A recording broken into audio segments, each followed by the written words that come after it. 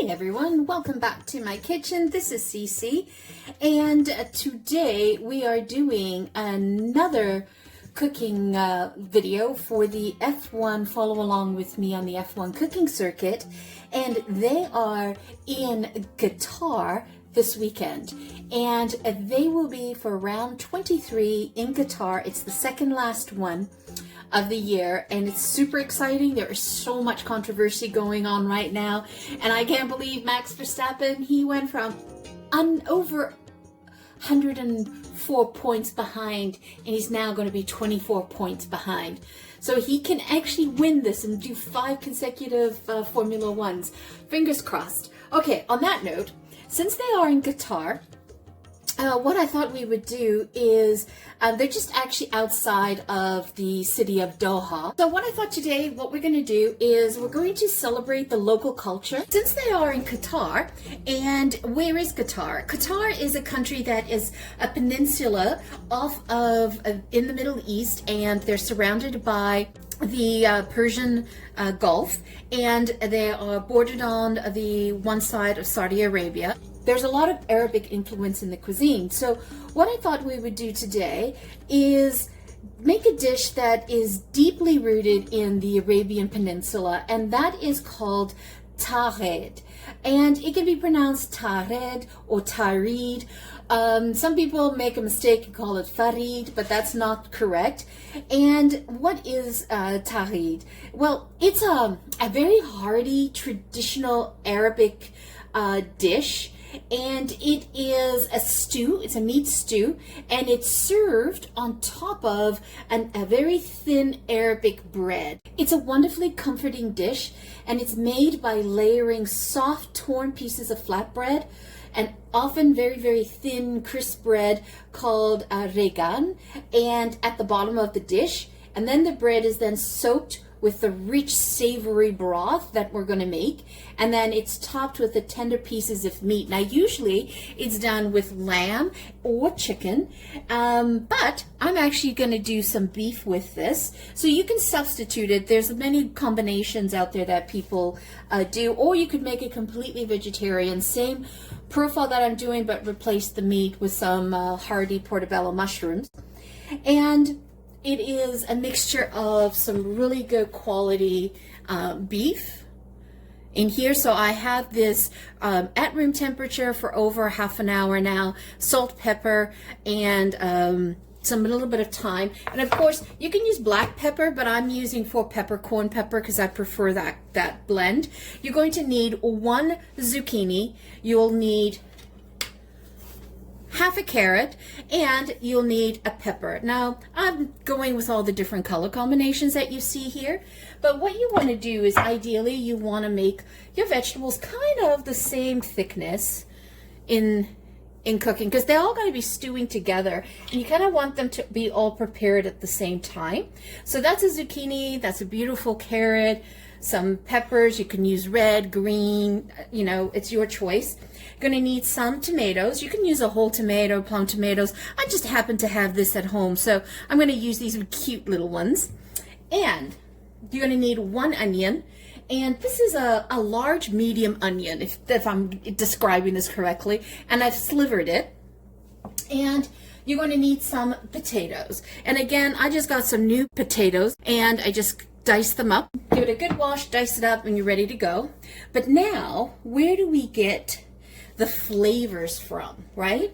So you're going to need 2 dry black limes, and we've done this before in other dishes. Like I did a dish, and I'll do a link, and I also used this when I made the chicken machubush, and I mispronounced that. I apologize, but I'll put a link up as a card on the video. And you're going to need a cinnamon stick, some dry bay leaf, some cardamom. So I've got like 7 pods, 8 pods there. You've got some garlic that we're going to be chopping up. And you're going to need some beef stock. Now, you could just replace it with water, but I like to use beef stock. So I use the concentrated one, and then I add my water to it. So you're going to need one of those plus 4 cups of water. That makes up about 1 liter of water. And now for the seasoning. You can make if you don't have something called bizarin, right? I made my home one, and it's a combination of a bunch of herbs and spices put together. You could also substitute and use something called ras en hout, and you know that is very typical Moroccan. Basically, it means top shelf spices all mixed together. Or you could substitute it with garam masala. So depending on where you are in the grocery store, you can play around with it. Have some beautiful roasted cumin here. A friend of mine roasted that out for me, and I'm so excited to use that. And then you've got some ground cumin, some coriander seed. Now, I pulled these out, but I already have them included in here, okay? And so you can either add more or not, it's up to you. And then you're going to need some olive oil or some ghee. Typically, they use a lot of ghee or beef tallow or lamb tallow to render things down, but I'm just actually going to use some olive oil on here. So this is all about stewing it. And what is tharid? The magic of this dish is the bread soaking up all those incredible juices from the stewing that we did with the meats and the vegetables, right? And the spices. And when do people eat tharid? Well, you'll find that tharid on tables throughout the region, right? But it becomes really especially popular, and it becomes one of those staple meals that they have is during the holy month of Ramadan. And during Ramadan, Muslims fast during the fast from dawn to sunset, right? And when it's time to break the fast at the evening meal, they will actually use this dish to break their fast. It's very common to do. They need something that is both nourishing and easy to digest. So when do people eat tharid? Well, you'll find that tharid is on tables throughout the region, but it becomes especially popular and a staple during the holy month of Ramadan. And during Ramadan, Muslims will fast from dawn until sunset. And when it's time to break that fast at the evening meal, so that's after sunset, they will need something that is both nourishing and easy to digest because they have been fasting all day long, right? And so tharid is perfect for this.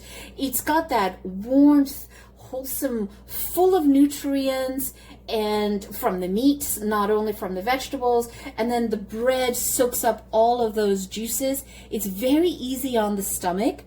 But it's still very filling, and that's important, right? Because during Ramadan, you're breaking the fast, but it doesn't mean that you're going to pig out, right? The idea is to break the fast, eat something light and small to just get you by, and then you start your fasting period again. So that's an important element to remember. It's not about feast and famine. You know, when you ask a lot of Muslims what dish do they like to break their fasting, more than likely you'll have them say tharid.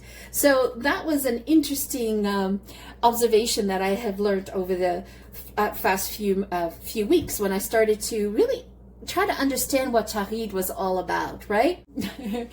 Let's fire up the engines. Sorry, I had to. So let's get the spices ready, and then we'll cook this dish, and then I'll show you how to mix it all in together.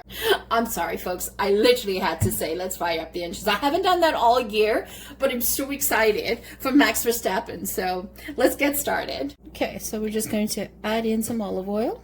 Put as much or as little as you want. Again, you could substitute and use ghee on this. Pop in the onion. You could dice the onion, but personally, I like to use the slivers. I like to see different textures in my dish. Just want to add a little bit of salt to help the onions along.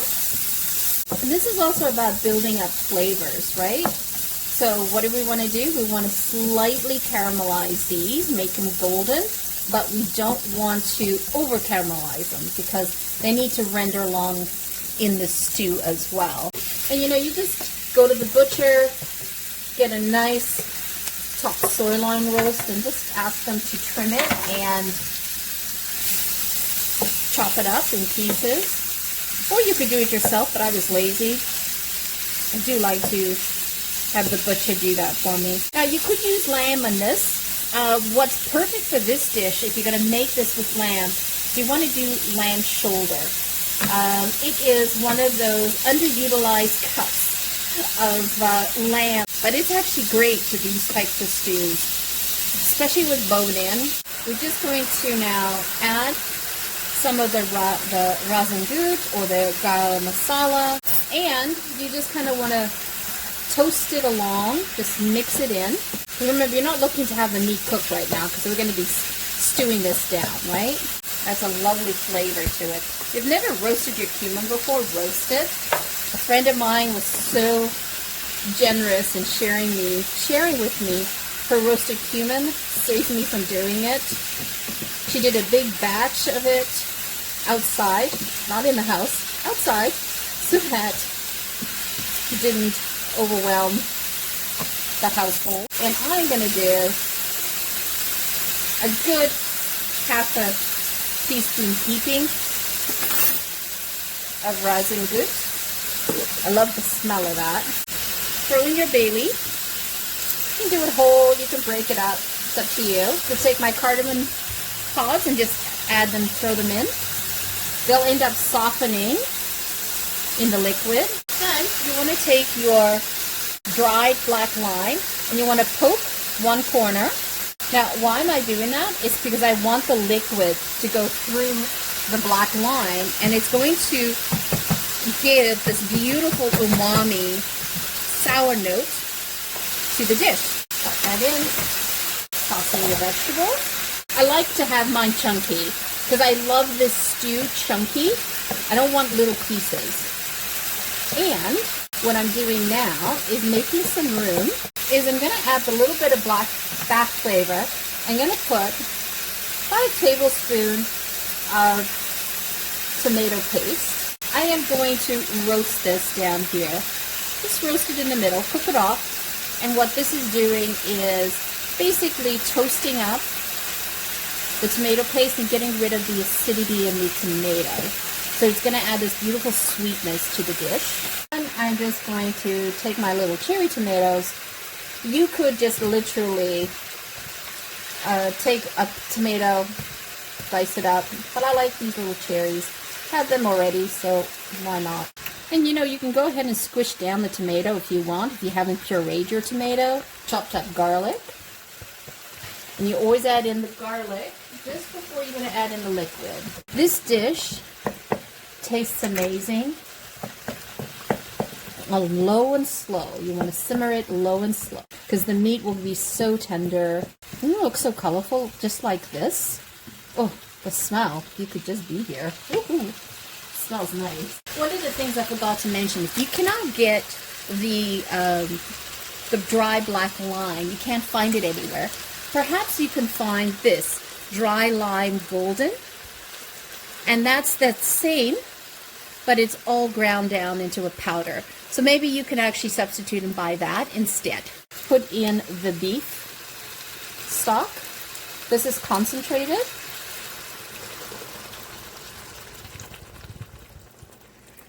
And it says to put 3 cups out to 1 equals 4 cups, and that's what you're looking for. That's 1. And 3. So we're going to stew this down. Then we're going to add in, and this dish can feed a family, definitely. Going to add in a half a teaspoon of rasan gut as well. Just add additional flavor to that. So I flavored the bottom, and now I'm flavoring the top. And some dry cumin. Adding probably about another 1/4 of a teaspoon. And I am just going to test the broth. See if it requires some additional salt. That's even tasty like that and hasn't been sitting at all. We like salt in the family, so that is a purely personal how much salt to add to your dish. We'll simmer that down. Every time I say simmer, simmer down, I think of that Saturday Night Live skit where the comedian goes, simmer down, simmer down. I always think about that. That's hilarious. Just gonna add the lid, and we're gonna simmer that down for about, let's say half an hour, and we'll test the potatoes. Oh, and don't forget your cinnamon. Put that stick. Okay, so this is nice and ready. When do you know this is ready? Well, if you just take your fork and the potatoes are nice and soft, that's good to go. Oh, doesn't it look scrumptious? And then see the black line, the dry line here? See how it's all mushy? It's let out, expelled all its beautiful flavors. All right, and then the cinnamon stick uncurled. Oh, can't wait. All right, let's serve this up. So the way this is served, it's served with the bread at the bottom of the plate. Now, I couldn't find the traditional Arabic bread, so I just picked up some pita bread, and it needs to be like thin. It's like a thin bread, so that should also work. So all you do is just tear it up. You just tear it up into pieces and throw it at the bottom of the plate.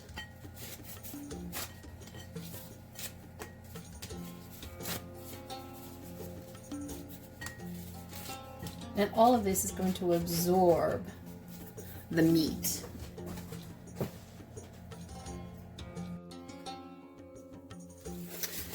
Okay, so once we put the bread down, then you simply just serve this, ladle that into the bowl over the bread. And I like to use a slotted spoon first, so then I can just get to serve all the different components. Look at that, doesn't that look spectacular? And then I'll ladle in some of the broth.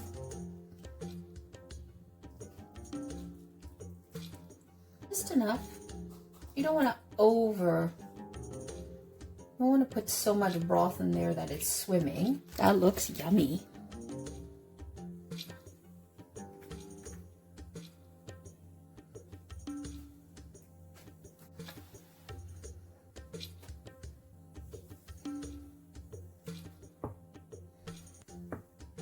That broth, that has so much flavor in it, and it's so yummy.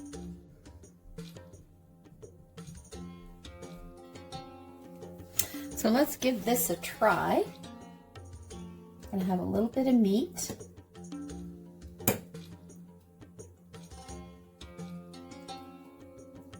And a potato. And an onion.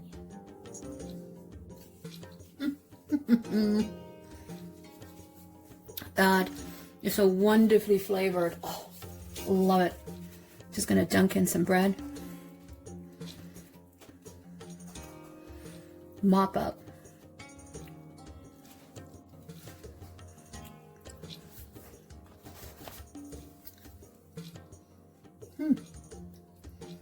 That is fabulous.